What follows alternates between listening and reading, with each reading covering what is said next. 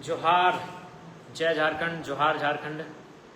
तो साथियों, जैसा कि आप सबों को सूचना है, जानकारी मिल चुकी होगी कि पिछले 25-26 दिनों से राजधानी रांची में हमारे राज्य के छात्रों का जो प्रोटेस्ट चल रहा था उसे समाप्त कर दिया गया है। और मैंने पहले ही कहा था कि सहयोग हमारा हर तरीके से रहेगा। छात्र अगर सड़क में होंगे तो हमारे साथी हम स्वयं सड़क पर होंगे। छात्र अगर विधानसभा घेराव करेंगे तो उस विधानसभा घेराव में भी उपस्थित रहेंगे। छात्र अगर भूख हड़ताल करेंगे उस भूख हड़ताल में भी शामिल होंगे। और हर मोर्चे पर बस एक काम जो अतिरिक्त है वो केवल जो विधानसभा के सदस्य हैं या फिर जो सदन के सदस्य वो करेंगे। और विधानसभा के सदस्य होने के नाते मैंने वो भी काम किया, छात्रों की मांग को, छात्रों के मुद्दों को विधानसभा के भीतर भी रखने का काम किया, उठाने का काम किया। जबकि इस बार का सेशन उतना चला नहीं, लेकिन फिर भी अगर मजबूती के साथ, दमदार तरीके के साथ किसी ने विधानसभा के भीतर अगर आवाज को उठाया था तो मैंने उठाया। तो आज बात करते हैं, प्रोटेस्ट समाप्त हो चुका है, जगह जगह विजय जुलूस, आभार यात्रा कार्यक्रम चल रहे हैं। लेकिन मैं एक बात मेरे जहन में बार बार आ रही है। 22 परीक्षाओं को रद्द कर दिया गया है, जिनमें से 17 की जांच की जाएगी, 17 की जांच होगी। यानी 2015-16 के बाद से, यानी पिछले 10 वर्षों में जो परीक्षाएं हुई थी उन परीक्षाओं को रद्द किया गया है। सवाल ये बनता है, ये सरकार की सफलता है कि विफलता है? निसंदेह बहुत सारे लोग मुख्यमंत्री की पीठ थपथपा रहे हैं, ऐतिहासिक निर्णय, लेकिन मेरा कहना है कि ये सफलता कहेंगे कि विफलता कहेंगे? परीक्षा को रद्द करना, शायद आप सफलता कहें कि भाई परीक्षा को रद्द करने का साहस दिखाया, लेकिन जो गड़बड़ियां हुई, सारी परीक्षाएं कदाचार की भेंट चढ़ गई, सारी परीक्षाएं भ्रष्टाचार की भेंट चढ़ गई, तो ये तो विफलताएं हैं। ये सफलता कैसे? ये तो बहुत बड़ी विफलता है कि झारखंड राज्य में हम एक सही से एग्जाम कंडक्ट नहीं करवा पा रहे हैं। जेपीएससी जेएसएससी तो दूर की बात है, हम चौकीदार और होमगार्ड की जो बहालियां हैं उन पर सवाल खड़े हो जाते हैं। उत्पाद सिपाही, तमाम परीक्षाएं कदाचार की भेंट चढ़ जा रही है और बाद में कदाचार की भेंट चढ़ने के बाद उनको रद्द कर देना, ये सफलता कैसे माने? ये तो सरकारों की विफलता है। मैं केवल एक सरकार की बात नहीं कर रहा हूँ, केवल वर्तमान में जो सरकार है श्री हेमंत सोरेन जी के नेतृत्व में, मैं केवल उस सरकार की आलोचना नहीं कर रहा हूँ। झारखंड में जब जितनी भी सरकारें बनी, मैं सबकी आलोचना कर रहा हूँ कि ये सरकारों की सामूहिक विफलता है। सबने एक सोच के साथ इस राज्य को चलाया, केवल लूट लूट लूट लूट। परीक्षा को रद्द करना सफलता कैसे मानेंगे? परीक्षाओं में जो गड़बड़ी हुई, जो हजारों लाखों छात्रों के सपने टूट गए, ये तो विफलता है सरकार की। आप अपनी विफलता को सफलता का नाम दे रहे हैं उन्हें रद्द करके। रद्द क्यों करना? जब परीक्षाएं ठीक से हो, जब परीक्षाएं सही ढंग से होने लगे तो फिर इसलिए सोचने का विषय है कि सफलता है कि विफलता है। निसंदेह ये सरकारों की विफलता है। और साथ ही साथ मैं स्पष्ट, धीरेन्द्र दा, मैं आपको स्पष्ट कहना चाहूंगा कि सीबीआई जांच की बात को लेकर मैं आज भी अडिग हूं, लेकिन मैंने स्पष्ट कहा था कि ये छात्रों का आंदोलन है। छात्र जो निर्णय लेंगे हम उनके निर्णय के साथ हैं। अब छात्रों ने धरना समाप्त करने का घोषणा किया है तो मैं उनके साथ हूं, लेकिन मेरा भी मानना है सीबीआई जांच या उच्च स्तरीय जांच होनी चाहिए थी। चूंकि हम लोग अभी युवा विधायक हैं, भले विधायक हैं, लेकिन जिंदगी के बहुत सारे नियमों को, कानूनों को, न्यायालय के दांव पेंच को, तर्कों को, तथ्यों को अभी बहुत कुछ सीखना है। और लेकिन मेरी एक समझ ये कह रही है कि एक नोटिफिकेशन से, अभी बहुत सारे अनुभवी लोगों से मेरी बातचीत हुई, मात्र एक नोटिफिकेशन से ये सारी 21-22 परीक्षाएं रद्द हुई हैं। तो संभवतः जितने भी अभ्यर्थी हैं वो न्यायालय जाएंगे और एक नोटिफिकेशन को तो स्टे लगाने की बात आएगी। मेरा मानना है कि इन परीक्षाओं को रद्द करने के साथ साथ सरकार को ये करना चाहिए था कि परीक्षाओं को रद्द करने के साथ साथ चूंकि सीबीआई जांच की बात तो हम लोग कर ही रहे थे, कैविएट दाखिल करना चाहिए था सरकार को। मेरा मानना है सरकार को कैविएट दाखिल करना चाहिए था। सरकार को न्यायालय में जाकर अपना पक्ष रखना चाहिए था कि हमने ये त्रुटियां पाई हैं, ये गड़बड़ियां पाई हैं, इसमें धांधली हुई है, घोटाले हुए हैं, नेपाल में जाकर पेपर लिखवाया गया है, बोकारो में पेपर लिखवाया गया है। ये उन्हें अपना एक तर्क रखना चाहिए था, अपना पक्ष रखना चाहिए था, मतलब जिसे हम लोग कैविएट दाखिल करना कहते हैं। लेकिन सरकार ने कैविएट दाखिल करने के बजाय रद्द करना, एक नोटिफिकेशन के माध्यम से तमाम 21-22 परीक्षाओं को रद्द कर दिया है। जाहिर सी बात है जो अभ्यर्थी ज्वाइनिंग जिनको मिली थी वो अब कोर्ट तो जाएंगे, उनका भी रास्ता है, संवैधानिक देश है। और मेरा मानना है कि आप देखे होंगे जो वो 4 मंत्रिमंडल की टीम बनी थी, वो बार बार एक ही चीज कह रहे थे कि हम सारा आपका मान लेंगे, छात्रों की सारी बातों को मान लेंगे, सारी बातों को स्वीकार कर लेंगे, लेकिन सीजीएल पर वो बार बार न्यायालय का हवाला दे रहे थे, सीबीआई जांच पर भी वो हाल पीछे हट रहे थे। लेकिन छात्र अड़े थे सीजीएल पर, जेएसएससी सीजीएल पर, जिसमें चारों मंत्री साफ साफ मना कर चुके थे। उनका जो मंत्रिमंडल का टीम था वो साफ साफ मना कर चुके थे, और फिर अचानक रद्द कर देना, इसके कई का, हालांकि इसके लिए सरकार की सराहना है, बिल्कुल सराहना है, छात्रों की जीत है, इसकी भी सराहना है, छात्र आंदोलन की, छात्र एकता की जीत है, इसकी भी शुभकामनाएं हैं, बधाई हैं। लेकिन सोचने में क्या हर्ज है, दिमाग में जोर डालने में क्या हर्ज है। अभी देखिए, सबसे पहली बात, राहुल गांधी जी का ट्वीट, कंटिन्यू राहुल गांधी जी का सरकार से बात करना, लेटर लिखना, क्यों? चूंकि अभी कई अन्य राज्यों में चुनाव होने को है, और वहाँ राहुल गांधी जब जाते हैं, परीक्षा पे चर्चा करते हैं, तो मुझे लगता है लाखों की संख्या में छात्र आते हैं, तो शायद उन पे ये एक धब्बा सा लगता कि आप छात्रों की बात करते हैं, छात्रों को मंच में बुलाते हैं, उनकी परेशानियों को सुनते हैं, और झारखंड में छात्र प्रोटेस्ट कर रहे हैं। एक कारण। दूसरा कारण, अभी केंद्र सरकार ने जो दोनों सदन में एक बिल को पारित करवाया है, खान एवं खनिज संशोधन विधेयक 2026, इसमें सीधा असर झारखंड की सरकार को पड़ेगा। देखिए, झारखंड की सरकार किसी की रहे, आज हेमंत जी की है, कल किसी और की होगी, परसों किसी और की होगी, लेकिन मैं झारखंडी होने के नाते इस बिल के खिलाफ हूं, और इसमें राज्य सरकार का मैं समर्थन करता हूं। यानी राज्य सरकार को आंदोलन करना है, जो कि जाहिर सी बात है 10,000 करोड़ रुपए से लेकर 15,000 करोड़ रुपए तक का नुकसान होगा राज्य की सरकार को। 10,000 करोड़ रुपए बहुत होते हैं। अभी मैं आपको एक बात बताना चाहता हूं, हमारा इस वर्ष का जो वित्तीय वर्ष का बजट था वो था 1,57,000 करोड़ के आसपास, और ऐसे में 15,000 करोड़ रुपए पर बहुत 10% पैसा होता है। यानी जो एक साल का हमारा बजट है पूरे स्टेट के लिए, 15,000 करोड़ रुपए, उसका 10% पैसे होते हैं। उतने पैसे को राज्य सरकार खोना नहीं चाहेगी, उतने सारे रुपयों को राज्य सरकार खोना नहीं चाहेगी, और बिल्कुल खोना भी नहीं चाहिए। यानी उनको भी प्रोटेस्ट करना है, या फिर उनको भी कार्यक्रम करना है इस बिल के खिलाफ। अब सवाल है कि ऑलरेडी यहाँ एक मूवमेंट चल रहा है, रांची के राजधानी में भी छात्रों का प्रोटेस्ट। सबसे पहले छात्र, इस बात को जान लीजिए, छात्रों की एकजुटता, और छात्र चूंकि अभी जो है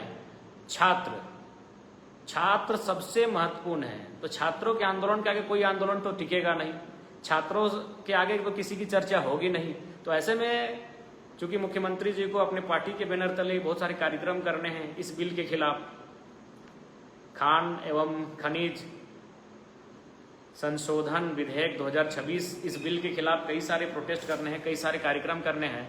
तो ऐसे में कहीं ना कहीं यह भी एक रास्ता था कि भाई अगर इस प्रोटेस्ट को जल्द से जल्द हम लोग समाप्त करते हैं तो फिर अपने प्रोटेस्ट की ओर आगे बढ़ेंगे। उसके बाद बार बार सीबीआई की जांच की ओर ना जाना, सीआईडी का हवाला बार बार देना कि हम सीआईडी से ही करवाएंगे, जज की एक टीम बैठाएंगे, चलिए ठीक है। लेकिन एक सवाल है, अभी सीआईडी जांच कर रही है, कई नए खुलासे सामने आ रहे हैं, लेकिन क्या एक थोड़ा सा हम लोग अपने से सोचिए, क्या सीआईडी एक सीआईडी के तर्ज पर जांच कर रही है? फॉर एग्जाम्पल मान के चलिए सीआईडी कह रही है या फिर अभय तिवारी कह रहा है कि 60 लाख लिए गए, 70 लाख लिए गए, तो उनको दो एग्जाम्पल पूछते हैं कि 2 अभ्यर्थियों का नाम बताइए जिन्होंने 60 लाख दिए हैं, 70 लाख दिए हैं। उसके बाद उनसे पूछा जाता कि भाई ऑनलाइन हुआ है, कैश पेमेंट हुआ है। जैसे अभी ख्यांगते जी का नाम आ रहा है कि उन्होंने टीडीपीएल कंपनी से 2 करोड़ रुपए लिए थे और ये उनका लिखित भी हो चुका है। सीआईडी ने इसे अपना रिपोर्ट में भी लिखा है। तो यहाँ सवाल ये बनता है कि अगर ख्यांगते ने 2 करोड़ लिए थे तो क्या वो 2 करोड़ मिले उनको? किसने दिए? कैश दिए, ऑफलाइन दिए, ऑनलाइन दिए, और अभी वो पैसे कहाँ हैं? उन पैसों का उन्होंने क्या किया? सीआईडी क्रॉस क्वेश्चन नहीं कर रही है। सीआईडी क्रॉस नहीं कर रही है कि पैसे आए कि नहीं आए। ठीक है, आपने माना कि 2 करोड़ लिए, कैसे लिए, कब लिए, किस तारीख को लिए, किससे लिए, कहाँ लिए, कितना लिए, पहले कितना लिए, दूसरी बार कितना लिए, कितनी किस्तों में आपको ये पैसा मिला? ये सवाल नहीं हो रहा है, ये सवाल बिल्कुल भी नहीं हो रहा है। अब एक बात जान लीजिए, सीबीआई जांच की ओर मुख्यमंत्री नहीं जाएंगे, संभावना ये बनेगी, और उस बात को लेकर वो बार बार कह भी रहे हैं, जबकि छात्र सीबीआई जांच पर अडिग हो रहे थे। चूंकि इसमें बहुत बड़े नाम सामने आएंगे, नाम सामने आ ही चुके हैं, किसी से नहीं छुपा है। झारखंड मुक्ति मोर्चा के महासचिव सुप्रियो दादा, उनकी अर्धांगिनी, चूंकि मैं स्त्री का नाम डायरेक्ट नहीं लूंगा। लक्कीदा आप सीरियस बातें हो रही हैं और आप मजाक कर रहे हैं, काहे भैया? सुप्रियो दादा पार्टी के महासचिव, उनकी अर्धांगिनी, मैं नाम नहीं लूंगा चूंकि वो एक महिला है।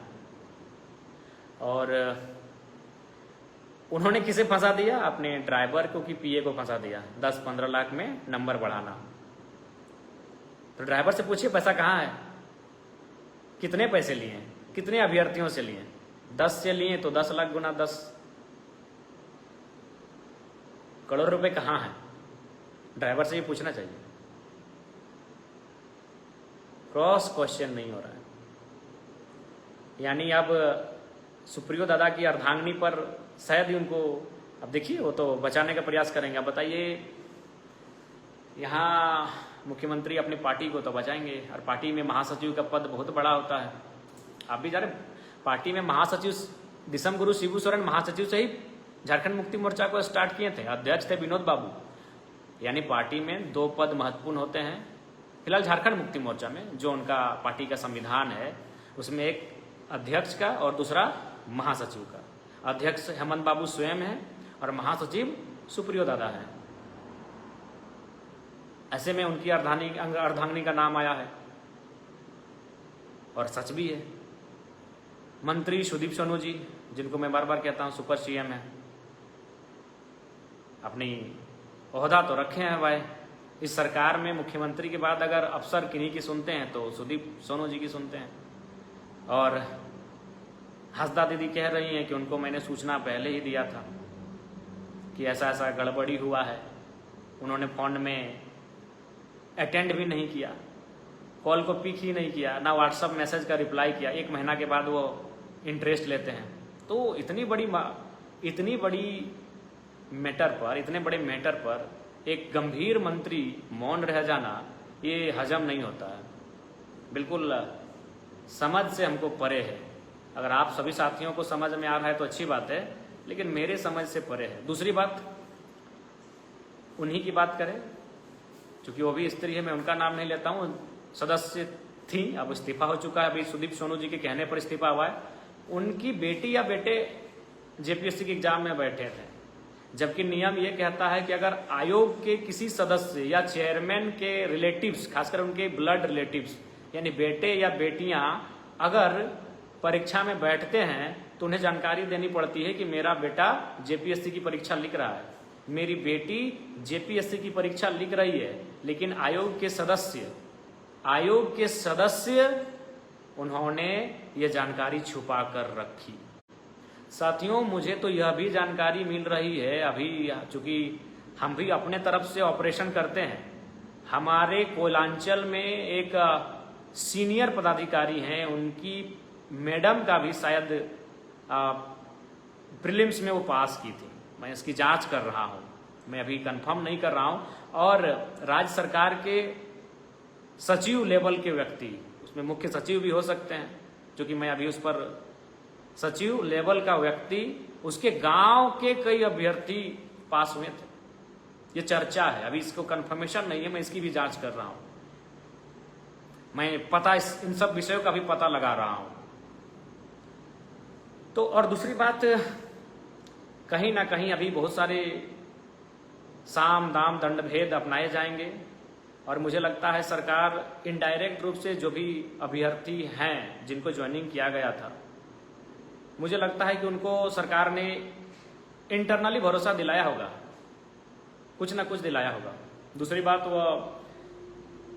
मैं एक बात पुनः कहना चाहूँगा, जो हमारे यहाँ कहावत भी है, घुन के साथ गेहूं का पिस जाना या गेहूं के साथ घुन का, इस तरह कहावत है। मैं मानता हूँ 2000 के आसपास सीजीएल के अभ्यर्थी पास आउट थे जो ज्वाइनिंग कर चुके थे, उनमें से 500 फैक्ट हैं, 500 जेन्युइन अभ्यर्थी हैं, 500 शायद गांव के किसी गरीब किसान मजदूर के बेटे बेटियां हैं। इस बात को मैं मानता हूं, उनके लिए मेरा खेद है। शायद इस प्रोटेस्ट में शामिल होने वालों को वह अलग नज़रिए से देखे, उस नज़र से भले मुझे भी देखें, लेकिन मैं मानता हूं 25, 30, 35% बच्चे ऐसे हैं, भाई बहन ऐसे हैं जिन्होंने ईमानदारी पूर्वक इस परीक्षा को पास किया था। लेकिन कहावत है, घुन के साथ गेहूं पिस जाते हैं। और इसमें कसूर उनका नहीं, कसूर इस सिस्टम का है।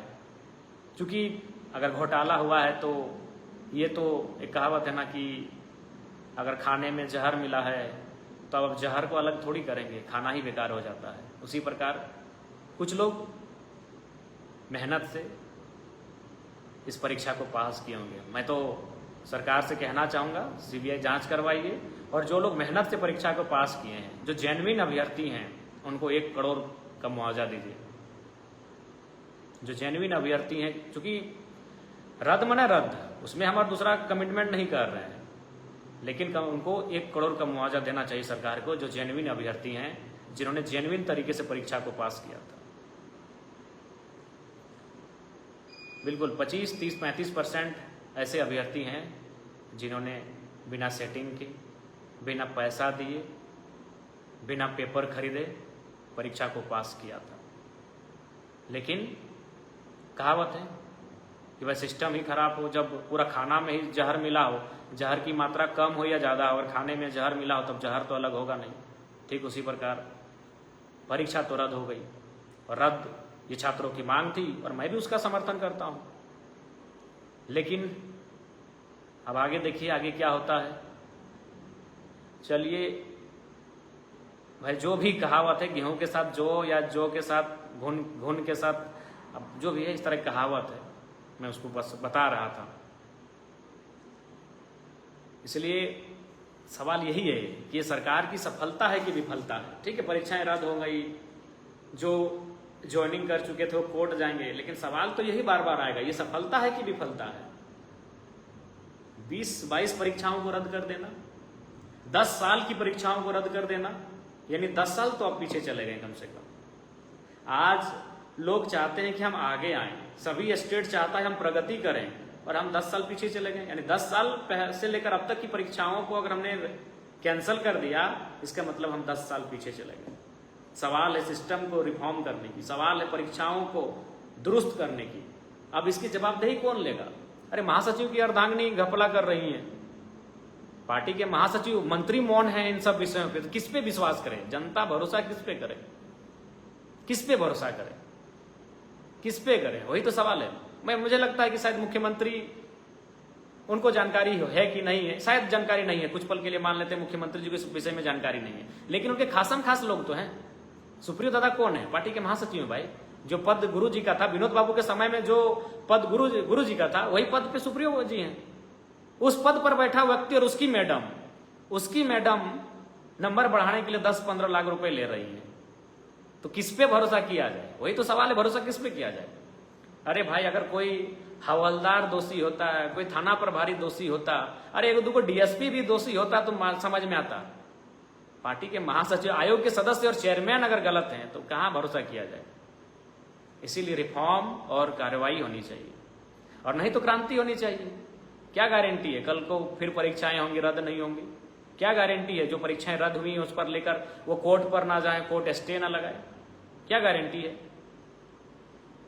कि कल को फिर से परीक्षाएं होंगी, यही परीक्षाएं होंगी, फिर किसी को इस बार नेपाल की जगह भूटान लेकर जाया जाएगा? क्योंकि उनका हौसला तो बुलंद है भैया। पिछले 25-26 सालों से झारखंड यही तो देख रहा है, सरकारें बदली, अधिकारी बदले, काम वही हो रहा है। जी हिंदू सर, आप सही बोल रहे हैं, सरकार सॉलिड अपनी नाकामी को छुपा रही। सफलता कैसे मानेंगे? ये सफलता कैसे? 10 वर्षों की सारी परीक्षाएं का रद्द होना ये सफलता नहीं, विफलता है। और मैं वर्तमान सरकार के साथ जो सरकारें थी, मैं एक सरकार की बात नहीं कर रहा हूं, तमाम सरकारों की ये विफलता है कि आप एक परीक्षा को ठीक से कंडक्ट नहीं करा पा रहे। कंडक्ट खाक करिएगा, अपना बेटा को नौकरी दिलाना है, अपना बेटी को दिलाना है, अपना बहनोई को दिलाना है, अपना साले साहब को दिलाना है, तो क्या मतलब सरकार चलाइएगा? इसलिए कभी कभी ख्याल आता है कि वैराग्य, जिनकी सोच वैराग्य हो गई है, ऐसे लोगों को अब राजनीति और ब्यूरोक्रेट्स में आना होगा। लेकिन सवाल यह भी है कि जो वैराग्य हो गए और फिर गृहस्थ के बारे में सोच पाएंगे कि नहीं सोच पाएंगे? बड़ा कंफ्यूजन है भैया। चूंकि मैं एक दार्शनिक हूं, मैं एक पीएचडी का छात्र हूं, मैं शमशान में 2 घंटा बैठता हूं, इसीलिए मैं सोच रहा हूं कि अब ऐसा लग रहा है कि जो लोग वैराग्य, जिनमें एक वैराग्य उत्पन्न हो गया है, क्योंकि गृहस्थ की जो सोचेंगे, उसको बेटा प्यारा है, बेटी प्यारा है, साली प्यारा है, जीजा प्यारा है, साला प्यारा है, बहनोई प्यारा है, तो सीट तो खरीदेगा ही, बेचेगा ही।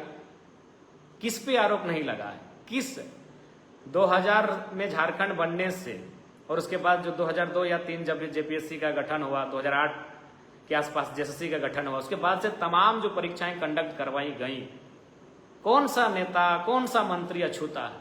अरे नेता मंत्री को तो जो हम लोग जानते हैं, चूंकि हम लोग वोट देते हैं इसलिए। आईएएस आईपीएस के बारे में मालूम है? आईएएस आईपीएस के बारे में मालूम है? नहीं मालूम है ना, उसके बारे में तो चर्चा ही नहीं होता है। इस राज्य में कितने आईएएस आईपीएस अपने रिलेटिव को जेपीएससी पास करवाए होंगे, पीजीटी की परीक्षा पास करवाए होंगे, बड़ी परीक्षा है। अब वो चौकीदार हवलदार की परीक्षा तो पास वो कराएंगे नहीं, आईएएस आईपीएस है। चूंकि नेताओं को हम जानते हैं, चूंकि वो हमारे दरवाजे पे आते हैं, हमसे वो वोट मांगते हैं, हमसे वो वोट मांगते हैं, इसलिए नेताओं के बारे में हम जानते हैं। वो अगर बदमाशी करता है तो चर्चा गांव में होता है, लेकिन आईएएस बदमाशी करता है तो इसका चर्चा हुआ है गांव में? कोई आईपीएस बदमाशी किया, इसका चर्चा गांव में हुआ है? नहीं हुआ है। इस बार के जेपीएससी में कई आईएएस आईपीएस चर्चा है, अभी मैं कंफर्मेशन नहीं कर रहा हूं। कई आईएएस, कई आईपीएस, उनके रिलेटिव्स परीक्षा पास किए थे प्रीलिम्स को, ऐसा चर्चा है। मैं एक छोटा सा उदाहरण देता हूं, बोकारो का। मैं डंके की चोट पे कहता हूं, उस समय मैं विधायक नहीं था, मैंने संसद का चुनाव भी नहीं लड़ा था।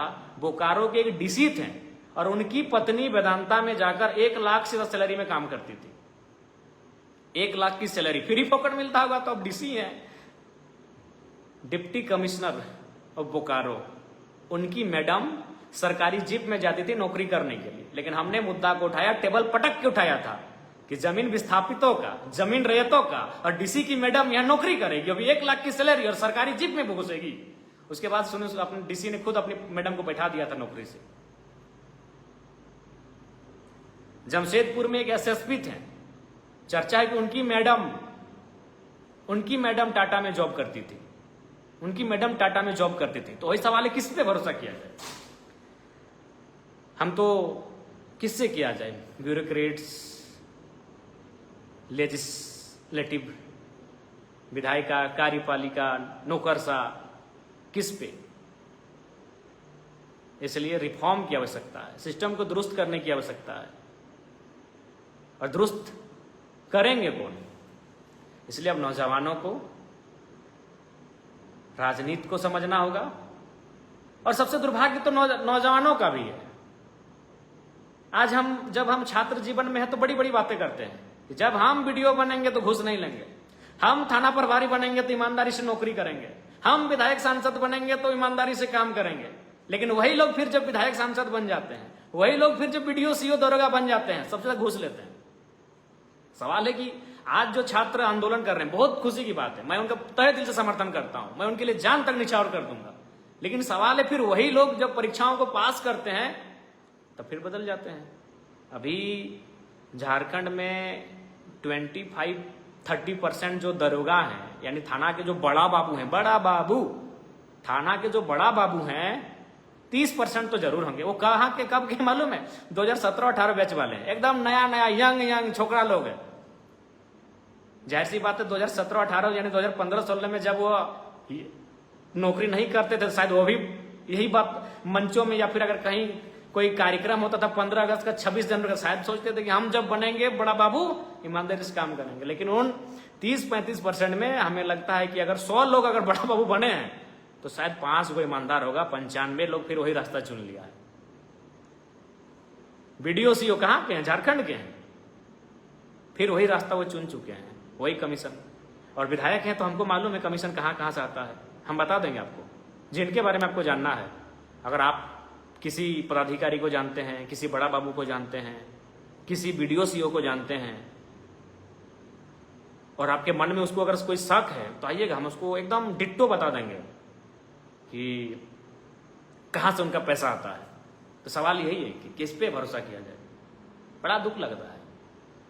हम लोग भी इस व्यवस्था में आकर लगता था कि भाई, और सही बात है, व्यवस्था वास्तव में बदली जा सकती है, ऐसा नहीं है, लेकिन संख्या बल होनी चाहिए। अधिक से अधिक संख्या में नौजवान आए, और आए नहीं, आने के बाद बदले नहीं, फिर आके बदल गए तो क्या फायदा है? आप आए और आप भी बदल गए तो क्या फायदा है? इसीलिए अगर आप ना बदलें और आए तो स्वागत है, नहीं तो बड़ा लफड़ा ही लफड़ा है। बिल्कुल रिफॉर्म रिफॉर्म रिफॉर्म कौन करेगा? रिफॉर्म करने वालों की नीयत क्या होगी, ये सबसे बड़ा सवाल होगा। खैर, हेमंत सोरेन जी अपनी पीठ थपथपा रहे हैं कि उन्होंने एग्जामों को रद्द करके अपनी एक सफलता का अनुभव कर रहे हैं, लेकिन मेरे लिए सफलता के साथ साथ इसमें विफलता है, विफलता ज़्यादा है। पुनः यही कहना चाहेंगे, झारखंड के नौजवान आगे भी आंदोलनों के लिए तैयार रहें, और केवल आंदोलन ही नहीं, निष्ठा आंदोलन को विजय होने के बाद आप निष्ठापूर्वक आगे बढ़िए। दीपक दा, हमारा भी बहुत सारा दोस्त लोग दरोगा बनता है अपना, हम लोग भी बोलो, खुदे बोलता है कि मंत्री जी को 35 लाख देकर थाना चेंज किए हैं, तो भाई कैसे होगा विधायक जी? बस हमारा देश 15 अगस्त के भाषण में महान है, हमारा देश 26 जनवरी के कार्यक्रमों में हमारे लोग ईमान हैं। बाकी दिन फिर आपको कोई ऐसा सिस्टम नहीं है, कोई ऐसा जगह नहीं है जहां आपको अफसोस नहीं लगेगा कि भाई इस दिन के लिए तो भारत देश आज़ाद नहीं हुआ था। कोई ऐसा दिन नहीं है। जिस दिन आप अपने गांव से बाहर आ गए, जिस दिन आप अपने खेत खलिहान से बाहर आ गए, किसी सरकारी कार्यालय या किसी विभाग का सामना आपने किया, उस दिन आपको बड़ा अफसोस होगा। बस वो देश मेरा रंगीला, जो हम लोग हर 15 अगस्त में गीत सुनते हैं, बस उस गीत में हमारा देश रंगीला है। ऐसा रंगीला है भौगोलिक रूप से, पेड़ पौधे जंगल पर्वत पहाड़ है, रंगीला है, लेकिन यहाँ के लोगों का ईमान केवल 15 अगस्त 26 जनवरी के दिन ही एक भक्ति भाव दिखता है, बाकी दिन। और भाई हम लोग भी अपने आप को कहा कहेंगे कि हम लोग उसी व्यवस्था में आए हैं। उत्पाद सिपाही तो बने, अनिल दा पूछिए ही मत, 97-98 मेरिट का जो स्तर है 97-98% है। तो उत्पाद सिपाही तो कम से कम इनको बख्श देना चाहिए था।